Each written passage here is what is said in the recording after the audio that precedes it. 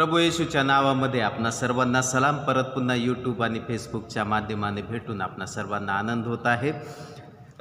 या आपण आजच्या वचनाकडे जाण्याआधी आपण प्रार्थना करूया. सर्व समर्थ थोर दयाघन प्रभुदेवा, आज त्या येशूच्या नावामध्ये आम्ही सर्व तुझी विश्वासणारी लेकरं तुझ्या चरणाजवळ आलेलो असताना परमेश्वरा, तुझ्या वचनाद्वारे तू आम्हाशी बोल, आमची आत्मिक वृद्धी कर, आम्हाला आत्म्यामध्ये सशक्त आणि बलवान कर. होय प्रभूजी, तू आम्हाशी बोल आणि आम्हाला आशीर्वादित कर. पुढील वेळ आम्हा सर्वांचं जीवन आम्ही तुझ्या पवित्र हातात देत प्रार्थना येशूच्या नावात मागतो, म्हणून तो ऐक. आमेन. प्रियांनो, आज आम्ही ह्या दिवसामध्ये ख्रिस्त जन्मासंबंधी काही घटना आम्ही पाहत आहोत आणि त्याद्वारे परमेश्वर आम्हाला मार्गदर्शन करत आहे आणि त्याद्वारे तो आमच्याशी बोलत आहे. आज आपण दुसरी घटना, ख्रिस्त जन्माची दुसरी घटना आपण पाहूया. ती ही की लुककृत शुभवर्तमान याचा 2रा अध्याय आणि 1 ते 20 वचन. लुककृत शुभवर्तमान 2रा अध्याय आणि 1 ते 20 वचन आपण वाचणार नाही, परंतु घटना आम्हाला सर्वांना माहिती आहे की येशूचा जन्म, हे का, योसेफ आणि मरिया त्या ठिकाणी उतार शाळेत गेल्या, परंतु त्यांना उतार शाळेत जागा भेटली नाही आणि म्हणून ते गव्हाणीमध्ये त्यांना ती जागा भेटलेली आहे. आणि मग येशूचा जन्माचा संदेश देवदूत घेऊन आलेले आहेत. त्यांनी मेंढपाळांना तो संदेश दिलेला आहे. मेंढपाळ उठलेले आहेत आणि ते घेऊन त्या नगरामध्ये त्यांनी सर्वांना सांगितलं आहे, घोषणा केलेली आहे. आणि या सर्व गोष्टी आम्ही पाहतो की अशा रीतीने येशूचा जन्म त्या ठिकाणी झालेला आहे. आणि प्रियांनो, आधीच तुम्हाला आम्हास माहिती आहे की या सर्व या घटनेतून आम्हाला एक विशिष्ट संदेश या ठिकाणी परमेश्वर देव इच्छित आहे. आणि आज त्या संदेशाकडे आपण पाहूया की काय आज आम्हाला ह्या घटनेतून परमेश्वर आम्हाला मार्गदर्शन करू इच्छितो, संदेश देऊ इच्छितो. तर पहिली बाब या ठिकाणी दूतांनी दिलेला संदेश आम्हाला या ठिकाणी दिसतो. दूतांनी काय संदेश दिला? भिवू नका. वचन 10 जर आम्ही पाहिलं तर त्या ठिकाणी आम्हाला स्पष्टपणे म्हणतं की भिवू नका. हे का प्रियांनो, ज्यावेळेस आम्ही आमच्या ख्रिस्ती जीवनामध्ये आम्ही पाहतो, आम्ही भयग्रस्त रीतीने जीवन आम्ही नेहमीच जगत असतो आणि या भयामध्ये आमचं जीवन हे पुष्कळ तऱ्हेची ही भीती आमच्या मनामध्ये असते. आणि उदाहरणार्थ अब्रामाचं उदाहरण आहे. उत्पत्ती याचा 26वा अध्याय आणि वचन 24. आणि त्यामध्ये देखील तो घाबरलेला असताना परमेश्वराने त्याला अभिवचन दिलेलं आहे की मी तुझ्याबरोबर असेल. नाही का, त्यावेळेस दुष्काळाची भीती असे, अनेक शत्रूंची भीती असे, कोणी पटकन हल्ला करून येईल याची भीती असे. आणि या सर्व भीतीखाली तो जगत असताना परमेश्वराने अब्रामास ते अभिवचन दिलेलं आहे की मी तुझ्याबरोबर आहे. पहिले राजे याचा 17वा अध्याय वचन 13 देखील आम्ही वाचतो. एलियाचं उदाहरण आहे आणि संकटाची भीती, पण त्या ठिकाणी रक्षणाची हमी देखील दिलेली आहे. आणि त्याचप्रमाणे स्तोत्र 51 आणि 5 ते 7 वचनामध्ये या सर्व ज्या काय भीत्या आहेत, नाही का, दिवसा सुटणारा बाण, काळोखात फिरणारी मरी, भर दुपारी नाश करणारी पटकी आणि अशा अनेक गोष्टी त्या ठिकाणी सांगितलेल्या आहेत. तुझ्या बाजूस सहस्रावधी पडले तरी ती तुला विडणार नाही, तुझ्या उजव्या हातास लक्षावधी पडले तरी तुला या गोष्टीचं काही होणार नाही, कारण परमेश्वर तुझा रक्षक आहे, असं या ठिकाणी म्हटलेलं आहे. आणि ही रक्षणाची हमी आम्हाला आमच्या परमेश्वराकडून मिळत आहे. कारण का की मनुष्याचं जीवन भीतीने वेढलेलं आहे, भीतीने ते ग्रस्त झालेलं आहे. आणि म्हणून वारंवार देवाचं वचन आम्हाला ह्या भीतीपासून सांभाळण्याचं आणि भीती दूर करण्याचं अभिवचन हे आम्हाला आमच्या ख्रिस्ती जीवनामध्ये नेहमीच देत असतं. आणि आमच्या अशक्तपणामध्ये आम्हाला ते सामर्थ्य पुरवत असतं. यशायाचा 41वा अध्याय आणि वचन 10 जर आम्ही पाहिलं तर त्या ठिकाणी आम्हाला स्पष्टपणे दिसतं की आम्हाला त्या ठिकाणी देव सामर्थ्य पुरवतो. मृत्यूचं भय, नाही का, सर्वात जास्त मृत्यूचं भय आमच्या भोवती असतं आणि ते देखील तो नाहीसं करतो. प्रगटीकरण याचा 1ला अध्याय आणि 17-18 वचनामध्ये मृत्यूचं भय आमचं त्यांनी नष्ट केलेलं आहे, नाही का. प्रियांनो, आमचा जो आत्मिक मृत्यू आमचा त्या एदेन बागेमध्ये झाला होता, परंतु आता आम्हाला ख्रिस्ताच्या द्वारे पुनरुत्थित केलं गेलेलं आहे. आम्ही आत्म्यामध्ये पुनर्जीवित झालेलो आहोत आणि म्हणून आता आमच्या आत्म्याला मृत्यूचं भय नाही, कारण आम्ही पापाच्या बंधनातून सुटलो आहोत. देह काही नाही प्रियांनो, देहाचं मरण तुम्हाला त्या सार्वकालिक जीवनापासून म्हणजे ते तुम्हाला अडथळा ठरू शकत नाही, नाही का ते. आणि म्हणून आमचं तर प्रभू येशू ख्रिस्त, आम्हाला माहिती आहे की तो त्याने त्या वधस्तंभावर आपला प्राण दिला, तो मेला आणि त्याला पुरल्या गेलं आणि तिसऱ्या दिवशी तो पुनरुत्थित झाला. आणि ह्या गोष्टीवर आम्ही विश्वास ठेवून आमच्या मृत्यूच्या भयावर आम्ही विजय मिळवलेला आहे आणि ते भय प्रियांनो आमचं गेलेलं आहे. आणि म्हणून प्रत्येक विश्वासणाऱ्याला ती तारणाची गरज आहे. प्रत्येकाला तारणाची गरज आहे. त्यांचं हे पापाचं भय, हे शारीरिक मृत्यूचं भय हे गेलं पाहिजे. आम्ही त्या शारीरिक मृत्यूच्या भयाकडं पाहत असताना प्रियांनो आम्ही पुष्कळ गोष्टी आम्ही येशूपासून वंचित असतो आणि प्रियांनो आम्ही आत्म्याचं मरण, आत्म्याचा नाश आम्ही ओढून घेत असतो. आणि म्हणून आमची पहिलं कर्तव्य आहे की आमच्या जीवनामध्ये आम्ही आमच्या आत्म्याचं जे मरण आहे, दुसरं मरण अग्नीचं सरोवर, त्या याच्यापासून आम्ही स्वतःला सोडवलेलं पाहिजे. आणि ते केवळ आणि केवळ प्रभू येशू ख्रिस्तावर विश्वास ठेवून, त्याला तारणारा म्हणून स्वीकारून, आणि अशा रीतीने आमचं मृत्यूचं भय दूर होणार आहे आणि आम्हाला तारण प्राप्त, म्हणजे आमची सुटका होणार आहे, मृत्यूच्या भयापासून सुटका. आणि ती केवळ आणि केवळ आमचा प्रभू येशू ख्रिस्त आम्हाला देतो. आणि हे भिवू नका, हे अभिवचन प्रियांनो आज ख्रिस्ती जीवनामध्ये तुम्हाला आणि आम्हाला आहे. आम्हाला कसली भीती नाही आहे. आणि म्हणून आम्हाला त्या निर्भयतेने आम्हाला जीवन जगण्यासाठी आम्हाला देवाचं वचन प्रवृत्त करतं. निर्भय रीतीने राहून तो आता तुमच्याकडं तो भीतीचा आत्मा नाही. आणि म्हणून प्रियांनो आम्हाला घाबरण्याचं काही कारण नाही. काहीही परिस्थिती असो, काहीही कुठल्याही गोष्टी असो, काहीही असो, आमचं भय गेलेलं आहे, आमचं भय गेलेलं आहे. भीतीखाली जगू नका. सर्वांना स्पष्ट ती सुवार्तेची घोषणा करा, सांगा मी ख्रिस्ताचा आहे, ख्रिस्ताने मला या सर्व भयापासून आता मुक्त केलेलं आहे. आणि अशा रीतीने आज आम्हाला भयमुक्त जीवन ख्रिस्तामध्ये आम्हाला जगायचं आहे. आणि त्याचप्रमाणे पुष्कळ गोष्टी आहेत आम्हाला ह्या गोष्टी या भयापासून, म्हणजे आम्हाला भयामध्ये जीवन जगवण्यास शिकवतात. परंतु आम्हाला योहान कृच्छुभवर्तमानाचा 14वा अध्याय वचन 27 जर पाहिलं तर ही अस्वस्थता व भय दूर करण्यासाठी शांती आम्हाला येशू देतो. ठीक आहे, त्याची स्तुती म्हणून आम्हाला स्तुती करायची आहे, त्याला गौरव द्यायचा आहे. आणि अशा रीतीने आमचं भय हे दूर होतं. दुसरी गोष्ट, दुसरा जो संदेश आम्हाला या ठिकाणी पाहाव्यास मिळतो तो म्हणजे मेंढपाळांनी दिलेला संदेश. ठीक आहे, मेंढपाळ हे वंचित तिरस्कृत घटक त्यावेळेस मानला जाई. मंदिरामध्ये कोकरे अर्पण करत आणि कोकरे ह्या मेंढपाळाकडून मिळत असत.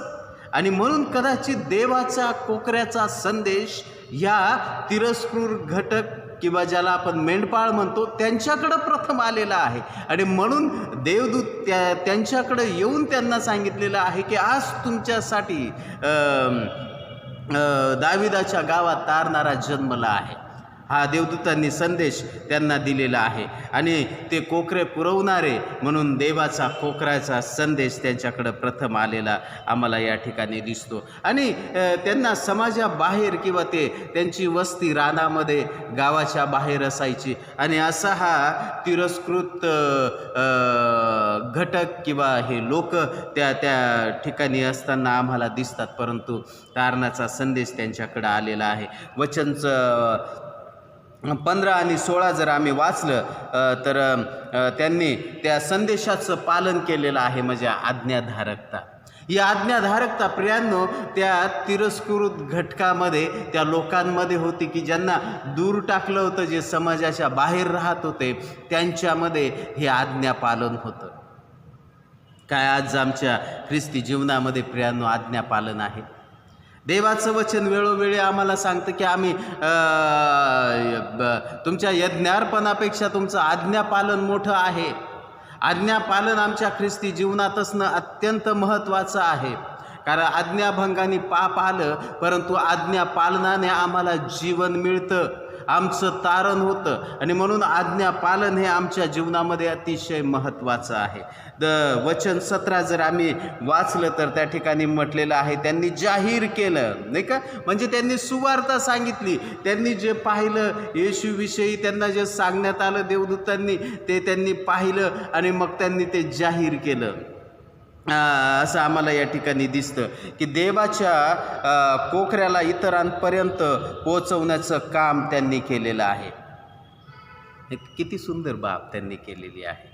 आणि प्रियांनो, हीच गोष्ट आमच्या ख्रिस्ती जीवनामध्ये आम्हाला करायची आहे की जो कोकरा, की ज्याने, जो देवाचा कोकरा की संपूर्ण जगासाठी त्याचं अर्पण झालं, त्याला त्याचं पवित्र रक्त या जगासाठी सांडवावं लागलं आणि त्याच्या वाहिलेल्या रक्ताने आमच्या पापांची क्षमा होते, हा संदेश संपूर्ण जगभर सर्व लोकांना आम्हाला द्यायचा आहे, ठीक आहे? ही सुवार्तेची घोषणा प्रियांनो आम्हाला करायची आहे. आणि हा मोठा संदेश आम्हाला या घटनेद्वारे, या मेंढपाळांकडून आम्हाला मिळतो, नाही का? ते गेलेले आहेत, ते घाईघाईने गेले, उठले, त्यांनी पाहिलं आणि त्यांनी ही घटना संपूर्ण लोकांना शहरामध्ये ही सांगितलेली आहे की आज दाविदाच्या गावात तारणारा जन्मला आहे. आणि ही घटना परत आम्हास आमच्या ख्रिस्ती जीवनाची जाणीव करून देते, ठीक आहे? आमच्या ख्रिस्ती जीवनाची. शम्रोनी स्त्रीकडे ज्यावेळेस, उदाहरणार्थ शम्रोनी स्त्रीचं उदाहरण आमच्या पुढं आहे. आणि तिने तिच्या कर्तव्याचं पालन केलं. योहानाचा 4 अध्याय वचन 29, नाही का? तिने म्हटलं की मला तो मसीहा मला भेटलेला आहे. गावात जाऊन तिने सांगितलं. ती तिरस्कृत घटक होती, तिला समाजाच्या बाहेर असणारी ही स्त्री जी आहे, परंतु तिने गावात जाऊन ज्यावेळेस सांगितलं, अख्ख्या गावाने तिचं ऐकलेलं आहे आणि अख्खा गाव येशूकडं आलेला आहे, ठीक आहे? अतिशय सुंदररित्या हे उदाहरण आमच्या पुढं आहे. मग पाऊल आणि सिला, प्रेषितांची कृत्ये याचा 16वा अध्याय वचन 31 बंदेशाळेच्या मालकाला त्यांनी सुवार्ता सांगितली. नामान कोड्याला एका लहान मुलीने, बंदिवान मुलीने सुवार्ता सांगितली. म्हणजे त्या नामान कोड्याला समजलं की जिवंत देव त्याला तो समजलेला आहे. आणि प्रेषितांची कृत्ये याचा 21वा अध्याय 46 ते 47 आरंभीच्या मंडळ्या, त्यांनी देखील सुवार्ता सांगितलेली आहे. हे काम हे त्यांनी केलेलं आहे. आणि प्रियांनो, मार्क याचा 16वा अध्याय वचन 15 आणि मत्ते 28 वचन 19 आणि 20 आम्हाला आज्ञा दिलेली आहे, विश्वासणाऱ्यांना आज्ञा दिलेली आहे की जाऊन संपूर्ण सृष्टीला सुवार्तेची घोषणा करा आणि पिता, पुत्र आणि पवित्र आत्म्याच्या नावाने त्यांना बाप्तिस्मा द्या, त्यांना शिष्य करा. मी जे तुम्हाला शिकवलेलं आहे ते त्यांना पाळावयास शिकवा, नाही का? ही आत्मिक कर्तव्य, आमच्या ख्रिस्ती जीवनाचं कर्तव्य आहे. ही जी आज्ञा आहे ही आम्हाला पालन करायची आहे आमच्या ख्रिस्ती जीवनामध्ये. आणि मेंढपाळांच्या जीवनाकडून आमच्या ख्रिस्ती जीवनाला तेच प्रोत्साहन आम्हाला वारंवार मिळत आहे. आणि ती देवाची आज्ञा आम्हाला सांगत आहे की जा, त्या सुवार्तेची घोषणा करा. आम्हाला आज आमच्या ख्रिस्ती जीवनाद्वारे प्रियांनो ती सुवार्तेची घोषणा करण्याची गरज आहे. काय आम्ही कुठं कमी पडत आहोत का? एक ख्रिस्त जन्माचे दिवस वारंवार येतात जातात, परंतु काय आम्हाला याची जाणीव होते का की एवढ्या मोठ्या गर्दीला की जे ख्रिस्त विरहित आहेत, आम्ही त्यांना ख्रिस्त देतो का? आम्ही हा तारणारा, आम्ही हा जगापुढं आम्ही ठेवतो का की हा या जगासाठी ह्यासाठी आला की तो तुमच्या आणि आमच्या पापासाठी त्याने रक्त सांडवलं, आम्हाला पापांची क्षमा दिली, त्याला पुरल्या गेलं, 3ऱ्या दिवशी तो पुन्हा उठला, स्वर्गात गेला आणि आम्हास घेण्यासाठी येणार आहे. जर आम्ही त्याच्यावर विश्वास ठेवतो तर आम्ही वाचतो, आमचा नाश होत नाही. ही वार्ता प्रियांनो आम्हाला या जगाला द्यायची आहे, सांगायची आहे, की जी मेंढपाळांनी सांगितली, तुमच्यासाठी तारणारा जन्मला आहे. आमचं कर्तव्य काय? हा संदेश, ही घटना वारंवार आम्हाला ही जाणीव करून देत आहे. काय आज आम्ही या दिवसांमध्ये आम्ही ती घोषणा करतो का? आम्ही तो संदेश देतो का जगाला? आम्ही आमचं ख्रिस्ती कर्तव्य आम्ही बजावतो का प्रियांनो? स्वतःला विचारा. नसेल तर आजपासून ती अनुभव घ्या किंवा तो प्रण करा की होय, मी माझ्या जीवनाद्वारे मी ती घोषणा करणार आहे, मी ती सुवार्ता सांगणार आहे की येशू या जगामध्ये आला, आमच्या पापांसाठी मारल्या गेला, त्याच्या वाहिलेल्या रक्ताने आम्हाला पापांची क्षमा मिळालेली आहे, त्याला पुरल्या गेलं, तिसऱ्या दिवशी पुन्हा उठला, तो स्वर्गात गेला आणि तो आम्हास घ्यावयास येणार आहे. ही घोषणा आम्हाला वारंवार वारंवार वारंवार करायची आहे. काय प्रियांनो, आज आम्ही ही घोषणा करणार आहोत, हे आज्ञापालन करणार आहोत. हे आम्ही करूया, कारण ही ख्रिस्त जन्माची घटना वारंवार वारंवार आम्हाला ती या पुनरुपी आमच्या ख्रिस्ती कर्तव्याची जाणीव करून देतं. तिसरा जो संदेश आम्हाला या ठिकाणी प्राप्त होतो तो आहे नकारात्मक संदेश. उतार शाळेचा मालक, वचन 7 म्हटलं आहे, कारण त्यांना उतार शाळेत जागा नव्हती. मेंढपाळांना झालेला आनंद व मिळालेलं त्या तारणाला तो मुकलेला आहे. आणि उतार शाळेचा मालक तो आपल्या एका कम्फर्ट झोनमध्ये, म्हणजे आपल्या आरामदायक वातावरणामध्ये तो होता आणि त्यांनी कसली पर्वा केलेली नाही. आणि म्हणून आम्हाला दिसतं की तो त्या आनंदाला आणि तारणाला तो मुकलेला आहे. एपिस्करास पत्र आणि ज्यावेळेस आम्ही पाहतो की यहूद्यांनी येशूचा नाकार केला आणि वधस्तंभावर त्याला खिळलं, योहान्याचा 19वा अध्याय आणि वचन 15. आणि मग एपिस्करास पत्र अध्याय 2 आणि वचन 1 म्हटलेलं आहे की तुम्ही आपले अपराध व आपली पातके यामुळे मृत झाला होता. प्रियांनो, येशूशिवाय पर्याय नाही. योहान 14 आणि 16 म्हटलेलं आहे. योहान 14 आणि वचन 6 ठीक आहे, मार्ग सत्य आणि जीवन मीच आहे. प्रियांनो, येशूच हाच मार्ग आहे, आम्हाला दुसरा पर्याय नाही. आमच्या म्हणजे येशूशिवाय आम्ही तरू शकत नाही, आमचं तारण नाही, जगाला पर्याय नाही. हो, त्या जगाकडं दुसरा पर्यायच नाही आहे येशूशिवाय. आणि येशू हा एकमेव पर्याय आहे की ज्याद्वारे आमचं रक्षण होणार आहे, आमच्या आत्म्याचा बचाव होणार आहे, आमचं तारण होणार आहे. आणि येशूला नाकारणं ही खूप भयंकर बाब आहे की आमचा विनाश त्या ठिकाणी ठरलेला आहे. आणि म्हणून आम्ही आमच्या आत्म्याचं मरण आम्ही ओढवून घेतो. कलसीकारास पत्र याचा 2 अध्याय वचन 13 देखील म्हटलेलं आहे, अपराध व देह स्वभावाची सुनता न झाल्याने मरण म्हणजे आत्म्याचे मरण आहे. आम्हाला आमचं तारण साधून घ्यायचं आहे, आमचा आत्म्याचा बचाव आम्हाला करून घ्यायचा आहे. आणि म्हणून प्रियांनो, आज जरी आपण आपल्या जीवनाद्वारे, आमच्या वर्तणुकीद्वारे आणि आमच्या पुष्कळ गोष्टीद्वारे आम्ही कदाचित ख्रिस्ताचा नाकार आम्ही करत असू, नाही का, वेळोवेळी कदाचित आम्ही आमच्यावर मरण ओढवून घेत आहोत. इतर जे ख्रिस्त विरहित आहेत ते नाशाकडे चाललेले आहेत, हे आम्हाला समजणं अत्यंत गरजेचं आहे. नकारात्मकता आमच्या जीवनातून दूर व्हावी यासाठी आपण प्रार्थना करूया. पवित्र आत्म्याने आमचा ताबा घ्यावा की होय, आम्हाला ते जीवन मिळावं.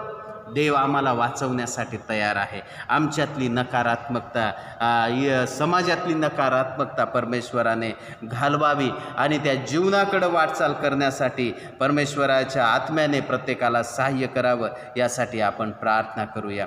1 योहान याचा 5वा अध्याय वचन 12 म्हटलेलं आहे, ज्याच्याजवळ पुत्र नाही त्याला जीवन नाही. सार्वकालिक दंड आणि अग्नीचे सरोवर हे प्रगटीकरण याचा 2 अध्याय आणि वचन 11 म्हटलेलं आहे की त्या अग्नीचे सरोवर त्यांच्या आत्म्यासाठी आहे. आणि 1 योहान 5वा अध्याय 12व्या वचनामध्ये म्हटलेलं आहे, ज्याच्याजवळ पुत्र नाही त्याला जीवन नाही. स्पष्टपणे प्रियांनो हा संदेश आहे. आणि म्हणून नकारात्मक आमच्या जीवनामध्ये आम्ही ठेवू नये. आमच्या त्या प्रभू येशू ख्रिस्ताला तारणारा म्हणून स्वीकारून आम्ही आमच्या ख्रिस्ती जीवनाचा प्रवास आम्ही केला पाहिजे. त्याची घोषणा आम्ही सतत केली पाहिजे. नाही तर म्हटलेलं आहे की अग्नीचं सरोवर, ज्याला दुसरं मरण म्हटलेलं आहे, आत्म्याचं मरण, की कायमस्वरूपी सर्व कालासाठी आमचा आत्मा त्या ठिकाणी जाणार आहे, अग्नीमध्ये जळत तडफडत मरणार आहे. प्रियांनो, आम्हाला देवानी ही सुसंधी दिलेली आहे की आज आम्ही त्या ख्रिस्ताला स्वीकारून, त्याचा नाकार नव्हे तर स्वीकार करून आम्ही आमचं ख्रिस्ती जीवन सकारात्मकतेने जगावं. त्या शुद्धतेने, पवित्रतेने आम्ही ख्रिस्ती जीवनाची वाटचाल करावी आणि त्याची घोषणा करत प्रियांनो आम्ही सार्वकालिक जीवन आम्ही प्राप्त करून घ्यावं. त्या जीवनामध्ये जावं ही त्याची इच्छा आहे. आणि परमेश्वर करो की तो आम्हाला त्याच्या ह्या इच्छेप्रमाणे जगण्यासाठी तो आम्हाला सहाय्य करो आणि ते जीवन जगून आम्ही त्या परमेश्वराचं गौरव करण्याचा आम्ही प्रयत्न करूया. त्या ख्रिस्ताचा स्वीकार आम्ही करूया. जगाला तो ख्रिस्त देण्याचा प्रयत्न करूया आणि ती घोषणा आम्ही करूया. आणि कारण की ते मृत्यूचं भय जे आहे, ते भय, भीती आमच्या प्रभू येशू ख्रिस्ताने घालवलेली आहे. आणि म्हणून आम्हाला आता ते भय राहिलेलं नाही. आमचा आत्मा सुरक्षित झालेला आहे. सर्व काळासाठी आम्हाला ती सुरक्षा, ते भयमुक्त जीवन आमच्या ख्रिस्ताने दिलेलं आहे. आणि तो ख्रिस्त आम्हाला जगाला द्यायचा आहे, इतरांना द्यायचा आहे. परमेश्वर करो या वचनाद्वारे तो तुम्हाला आणि मला अधिक असा आशीर्वाद देव आणि आम्हाला प्रेरित करो की आम्ही लोकांना ते भयमुक्त जीवन द्यावं, तो ख्रिस्त द्यावा आणि ती घोषणा आम्ही सतत करावी आणि आम्ही त्या सार्वकालिक जीवनाच्या मार्गाने अधिक आणि अधिक आम्ही पुढं जावं. यासाठी परमेश्वर तुम्हाला आणि मला सहाय्य करो. प्रार्थना करूया. हे आमच्या धन्यवादित गौरवी परमेश्वरा, आम्ही तुला धन्यवाद देतो, तुझे मनापासून आभार मानतो. प्रभूजी, परत पुन्हा तुझ्या वचनाद्वारे तू आम्हाशी बोललेला आहे आणि परमेश्वरा तुझ्या वचनाने तू आम्हाला मार्गदर्शन केलं, त्याबद्दल आम्ही तुला धन्यवाद देतो, तुझे मनापासून आभार मानतो. आणि परमेश्वरा धन्यवाद देतो की तू आम्हाला मृत्यूच्या भयापासून सोडवलेलं आहे. आणि परमेश्वरा आम्हाला तू एक ती नवी आज्ञा दिलेली आहे आणि त्या आज्ञेप्रमाणे आज्ञापालन करण्यासाठी लागणारी कृपा तू आम्हाला दे. आमचं नकारात्मक जीवन परमेश्वरा आम्ही बदलून त्या सकारात्मकतेने त्या ख्रिस्ता संगती जीवन जगण्यासाठी आणि सार्वकालिक जीवनाची वाटचाल करण्यासाठी तू आम्हाला विशेष सहाय्य कर. हेच आम्ही तुझ्या चरणी आग्रहाची, कळकळीची प्रार्थना करीत आहोत. पुढील वेळ आम्हा सर्वांचं जीवन आम्ही तुझ्या पवित्र हातात देत प्रार्थना येशूच्या नावात मागतो, म्हणून तू ऐक. आमेन. प्रभूने शिकवलेली प्रार्थना म्हणूया. हे आमच्या स्वर्गातील बापा, तुझे नाम पवित्र मानले जाओ, तुझे राज्य येऊ, जसे स्वर्गात तसे पृथ्वीवरी, तुझ्या इच्छेप्रमाणे हो. आमची रोजची भाकर आज आम्हास दे, आणि जसे आम्ही आपल्या ऋणे आसरून सोडले आहे तसेच तू आमची ऋणे आम्हास सोड, आणि आम्हास परीक्षेत आणू नकोस, तर आम्हास वाईटापासून सोडीव. कारण की राज्य, सामर्थ्य आणि गौरव ही सर्व काळ तुझीच आहे. आमेन. आशीर्वाद घेऊया. आता आपल्या प्रभू येशू ख्रिस्ताची कृपा, देवबापाची प्रीती आणि पवित्र आत्म्याची सहभागिता आम्ही इथं जमलेल्या सर्व विश्वासणाऱ्या परिवारासोबत देवाचे सर्व आशीर्वाद, आनंद आणि संपूर्ण आरोग्यासह आता आणि सदा सर्व काळ असो. आमेन. आमेन. परमेश्वर आपणा सर्वांस विपुल असा आशीर्वाद देव. धन्यवाद.